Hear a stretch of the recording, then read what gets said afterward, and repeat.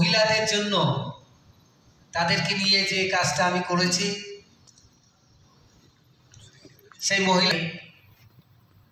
মহিলাদের মধ্যে তাদেরকে শিখিয়ে আমি কিন্তু এখন ভীষণভাবে মহিলা ঢাকি, যেখানেই যাবেন যে কোনো অনুষ্ঠানে মহিলা ঢাকি অ্যাভেলেবেল, এবং মহিলারা অনেক স্বাবলম্বী।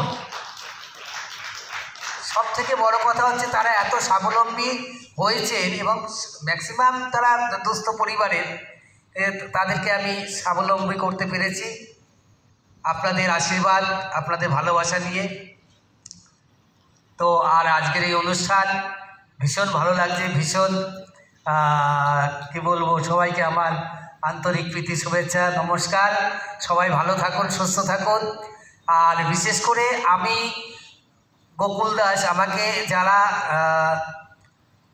পৃথিবীতে যদি 10 জনও চেনেন, সেটা আমার গুরু পণ্ডিত তন্ময় বোসের জন্য, তার সান্নিধ্য পেয়েছিলাম বলেই এটা সম্ভব হয়েছে। তো আমার যে আজকে যে পদ্ম পুরস্কার আমি পাচ্ছি, সেটা আমি আমার গুরুকেই ডেডিকেট করতে চাই। এবং আপনারা ভালো থাকবেন, সুস্থ থাকবেন, এই কামনা করি। নমস্কার।